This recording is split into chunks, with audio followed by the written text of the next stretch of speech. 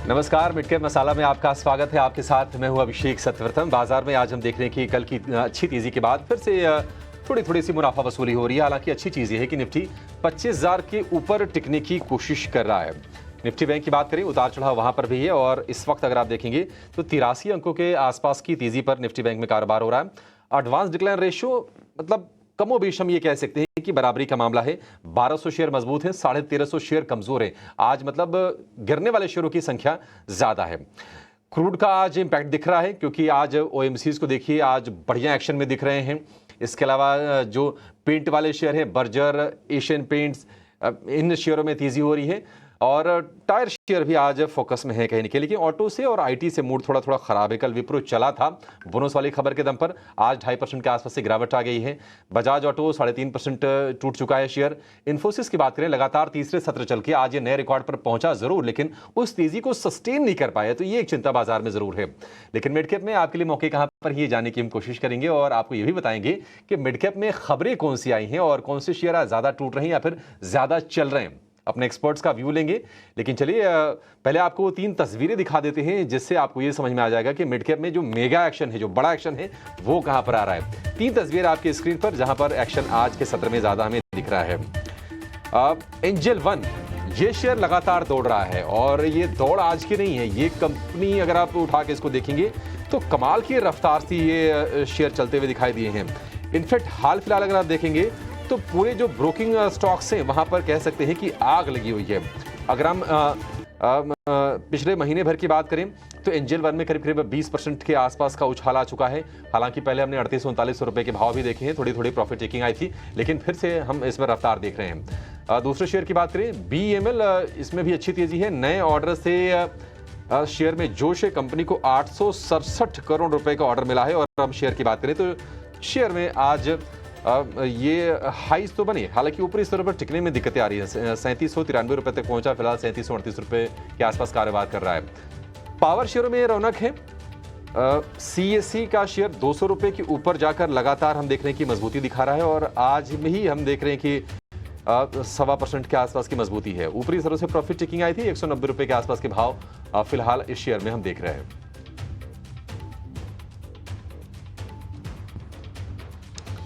तो चलिए अपने एक्सपर्ट को जोड़ लेते हैं और उनसे समझते हैं कि बाजार में आपकी रणनीति क्या होनी चाहिए। हमारे साथ जुड़ गए हैं देश के जाने माने दिग्गज टेक्निकल एनालिस्ट manasjaiswal.com के मानस जायसवाल। मानस जी, बहुत शुक्रिया आपका समय देने के लिए। स्वागत है आपके टीना स्वदेश पर। आपसे बातचीत करेंगे और आगे तमाम स्टॉक्स पर व्यू भी लेंगे, लेकिन चलिए शुरुआत कर लेते हैं निफ्टी के 3 घंटे के ट्रेड से।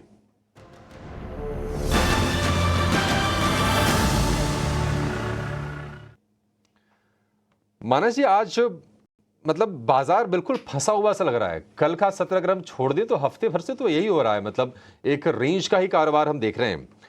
निफ्टी 25,000 को होल्ड कर रहा है। उससे एक चीज मुझे जो समझ में आ रही है कि बेस शिफ्ट होकर कहीं ना कहीं अब 24,900 या 25,000 के आसपास आ गया है। आप जरा बताएं सर कि अगले 3 घंटे में बाजार की चाल आप क्या देख रहे हैं और क्या निफ्टी में कोई ट्रेड बन रहा है? नमस्कार अभिषेक जी। तो देखिए, गिरावट के बाद पिछले करीब 5 सेशन अगर आप देखेंगे तो ये गिरावट के बाद का कंसोलिडेशन है। इंपॉर्टेंट ये है कि ये कंसोलिडेशन 20 डे मूविंग एवरेज के नीचे हो रहा है, जो कि अच्छा तो कतई नहीं है। जब तक 20 डे मूविंग एवरेज के ऊपर निफ्टी सस्टेन ना करे, उसके ऊपर ट्रेड करने ना लगे, तब तक आपको अब एग्रेसिव होकर खरीदारी नहीं करनी है। तो आपको जो स्तर ध्यान रखना है ऊपर की तरफ, वो 25,300 है। 25,300 के ऊपर निफ्टी क्लोज दिखाने लगेगा, उसके ऊपर सस्टेन करेगा, तभी आपको खरीदारी करनी है, उससे पहले खरीदारी नहीं करनी। अब देखिए दूसरा इंपॉर्टेंट लेवल क्या है। दूसरा इंपॉर्टेंट लेवल है 3 दिन पहले का लो। अगर वो लेवल रीच होते हैं, मतलब 24,900 के नीचे इस बार अगर निफ्टी जाएगा तो फिर गिरावट बढ़ेगी और उस केस में 100 डे मूविंग एवरेज जो कि 24,450 के आसपास है, निफ्टी उसको टच करने की कोशिश कर सकता है। इसलिए अभी तक का ट्रेंड नेगेटिव लगता है। जब तक 20 डे मूविंग एवरेज के नीचे ट्रेड करे, आपको कॉशियस रहना चाहिए और गिरावट पे खरीदारी नहीं करनी। ठीक है, 2 चीजें क्लियर हो गई। एक तो गिरावट पर खरीदारी नहीं करनी है, थोड़ा कॉशियस रहना है। तेजी अगर बाजार में होनी है तो लेवल जो है निफ्टी पर वो है 25,300 का, उसको आप ध्यान में रखिए। कल भी हम जब क्लोजिंग शो में बातचीत कर रहे थे तो कुछ हमारे एक्सपर्ट थे, आई थिंक कि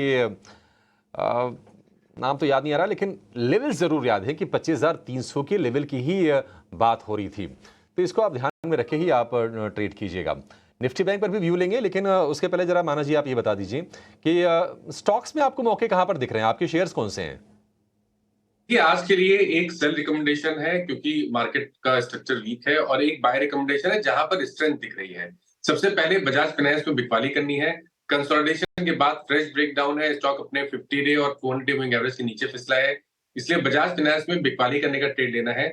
7151 का आपको स्टॉप लॉस रख के बिकवाली करनी है, कोई उछाल मिले तो बिकवाली करें, और 6950 के आपको टारगेट सेट करने हैं बजाज फाइनेंस में। जो दूसरा स्टॉक है जहां पर खरीदारी करनी है वो एचएएल है। अब एचएएल में अगर आप देखिए तो करीब 3-4 दिनों से 50 डे मूविंग एवरेज पे रेजिस्टेंस फेस कर रहा था, आज अपने 50 डे मूविंग एवरेज को ब्रीच किया है। मेरे ख्याल से यहाँ पर एक बाउंस बैक रैली देखने को मिल सकती है, इसलिए एचएएल में 4539 के स्टॉप लॉस से खरीदारी करने की राय रहेगी, और 4700 4700 तक के टारगेट्स पॉसिबल है एचएएल। ठीक है, 4700 तक के टारगेट एचएएल में पॉसिबल है। 4582 यानी कि 4600 रुपए के आसपास ही ट्रेड कर रहा है ये, 4539 रुपए के स्टॉप लॉस के साथ। तो स्टॉप लॉस आपका नजदीक क्या है, मतलब हार्डली 40 रुपए नीचे का स्टॉप लॉस है और टारगेट बड़े हैं एचएएल के शेयर में। अच्छा, एचएएल के साथ अगर आप देखेंगे ना तो डिफेंस रिलेटेड जो कंपनीज हैं, और उसमें भी खास तौर से जो शिप बिल्डिंग वाली कंपनीज है, वहां पर बहुत अच्छी तेजी है। गार्डन रीच हो गया, मझगांव डॉक हो गया, कोचिन शिपयार्ड हो गया, ये शेयर आपको आज बढ़िया से चलते हुए दिखाई दिए हैं। और एक और डिफेंस अगर आप उसमें जोड़ लीजिए, बीएमएल और पारस डिफेंस, ऐसे शेयर भी 1 से 2-3% के आसपास की मजबूती आपको दिखा रहे हैं। तो एचएएल हो गया मानस जी की तरफ से, और जो दूसरा शेयर हो गया वो भी आपके हम स्क्रीन पर लेकर आएंगे। 2 शेयर आपके लिए खरीदारी की तरफ से हो गए। दूसरा जो शेयर हो गया वो हो गया बजाज फाइनेंस का, नहीं इसमें बिकवाली की आपके लिए राय है, माफ कीजिएगा। 6950 का टारगेट है, 7151 रुपए का स्टॉप लॉस लगा के आपको ये ट्रेड करना है। और बजाज फाइनेंस पर हमने दिखा है कि ऊपर से प्रेशर बनता हुआ इस शेयर में दिख रहा है, कल के सत्र में भी हम ये देख रहे थे। कुछ और शेयरों पर बातचीत करेंगे। अच्छा मानस जी, एक काम कीजिए, जब तक हम मेरे सहयोगी जिन्हें जुड़ गए हैं और जिन्हें से हम समझ लेते हैं कि खबरें आज कौन सी आई हैं और मिड कैप में मेगा एक्शन का है, आप जरा ये जो न्यू एज टेक्नोलॉजी कंपनीज है ना, इनके जरा आप चार्ट जरा देख के रखिए। जैसे कि जोमेटो हो गया, पीवी फिनटेक हो गया, पेटीएम हो गया, इन तमाम कंपनीज की आपसे मैं इस पर भी एक टेक लेने वाला हूं सर। लेकिन जिन्हें हमारे साथ जुड़ गए हैं, जिन्हें बताइए आज मिड कैप में खबरें कौन सी आई, एक्शन क्या हो रहा है, और गेनर्स और बड़े लूजर्स कौन से हैं? जी बिल्कुल। तो अगर हम खबरों के नंबर देखेंगे तो वीए टेक वबाग फोकस में रहेगा। कंपनी को एक बड़ा 1000 करोड़ का ऑर्डर मिला है। ये ऑर्डर जो है एक सी वाटर डिसैलिनेशन प्लांट के लिए मिला है इंडोसॉल सोलार की तरफ से। इसी के साथ लुपिन भी आज हमें फोकस में नज़र आएगा। लुपिन ने एक फोर्टे पैड करके जो एक ड्रग है उसका एक जेनरिक वर्जन कंपनी ने लॉन्च किया है, और जो एस्टिमेटेड साइज़ है ये मार्केट का, ये ड्रग का, वो है करीब करीब 200 मिलियन यूएसडी डॉलर्स का। तो ये भी रहेगा फोकस में। इसी के साथ अगर हम नज़र डाल देते हैं दूसरे मिड कैप गेनर्स की तरफ, कहाँ में तेज़ी नज़र आ रही है, तो उसमें स्टॉक्स नज़र आएंगे जैसे कि Mazagon dock shipbuilders, Hindustan petroleum, Cochin shipyards, Paytm और एचडीएफसी एएमसी। वहीं अगर हम मिड कैप लूजर्स की तरफ देख ले तो वहाँ में स्टॉक्स नज़र आएंगे जैसे कि ऑयल इंडिया, नाइका, बंधन बैंक, एनएमडीसी और सुजलॉन एनर्जी जैसे शेयर्स। ठीक है, ये कुछ शेयर्स हैं जहां पर गिरावट है, कुछ तेजी वाले अच्छे शेयर हैं, लेकिन ऑयल इंडिया में 5% की गिरावट। जी हाँ, देखिए ऑयल इंडिया, ओएनजीसी, जो भी अपस्ट्रीम कंपनीज है ना, उसमें आपको प्रेशर दिखेगा। क्रूड का यही तो मामला है कि जिनको बेनिफिट हो रहा है उनके लिए आज तेज़ी होगी, लेकिन अब क्रूड के भाव गिर रहे हैं तो जो कंपनियां तेल निकालती हैं उनको तो नुकसान ही होता है। ऑयल इंडिया 5% गिरावट है। एनएमडीसी पर प्रेशर है मेंटल में। बंधन बैंक का शेयर भी हम देख रहे हैं कि ये शेयर तेजी से 210 रुपए गया था, लेकिन फिर से घूम फिर के वहीं 190 रुपए के आसपास का भाव। इन पर व्यू ले।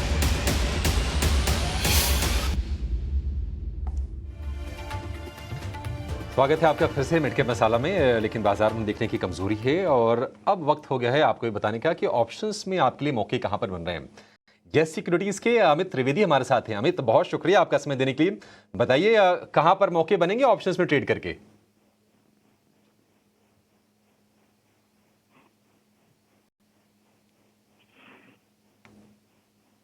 अमित जी, आपको आवाज आ रही है?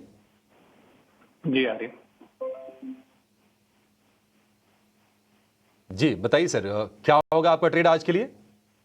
जी देखिए, सीमेंस पे ध्यान रखना चाहिए ऑप्शंस के हिसाब से, क्योंकि रिलेटिवली देखा जाए तो लास्ट वीक भी काफी अच्छा पॉजिटिव ट्रैक्शन था, और आज भी देखा जाए तो ऊपर में 7700 के जो लेवल्स है सस्टेन कर रहा है सीमेंस।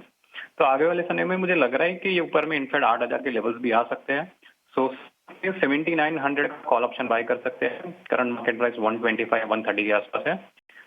80 का स्टॉप लॉस रखना चाहिए और अपसाइड टारगेट जो मैं देख रहा हूँ 250 तक के देख रहा हूँ। प्रॉफिट और मैक्सिमम लॉस ये आंकड़ा भी आप दे पाएंगे क्या? जी बिल्कुल, देखिए इस strategy लॉट में? साइज इसका जी लॉट साइज अगर आप देखें तो 150 के आसपास है, तो अराउंड 18,000 के आसपास है आपका प्रॉफिट रहेगा ये 250 के टारगेट के हिसाब से। और 80 का स्टॉप लॉस के हिसाब से देखा जाए तो करीबन 7,500 के आसपास इसका स्टॉप लॉस हो जाएगा। 7,900 वाली कॉल खरीदनी है 130 के भाव पर, लक्ष्य 250 रुपए, स्टॉप लॉस 80 रुपए का, अधिकतम मुनाफा 18,000 रुपए और अधिकतम नुकसान 7,500 रुपए, यानी कि आधे से भी कम। ये स्ट्रेटजी आपके लिए सीमेंस पे। हाल फिलहाल हमने देखा भी है कि जो भी कैपिटल गुड्स वाली कंपनीज रही वहां पर बहुत अच्छी तेजी बनी है और सीमेंस भी उसमें एक बड़ा तगड़ा दावेदार रहा है। और ज्यादातर जो बाई कॉल्स आई है ना वो सीमेंस के शेयर पर ही आई हैं। एबीबी है, कमिंस भी है इस स्पेस में, लेकिन सीमेंस को ज़्यादा तरजीह दी है हमारे एक्सपर्ट्स ने। अमित, बहुत शुक्रिया आपका समय देने के लिए और ये बेहतरीन स्ट्रेटजी हमारे दर्शकों को बताने के लिए। अब सीधे आपके लिए बताएंगे कि मिड कैप में निवेश करके पैसा आप कहां कमा सकते हैं लंबी अवधि में। लेकर आएंगे मिड कैप के महारथी को।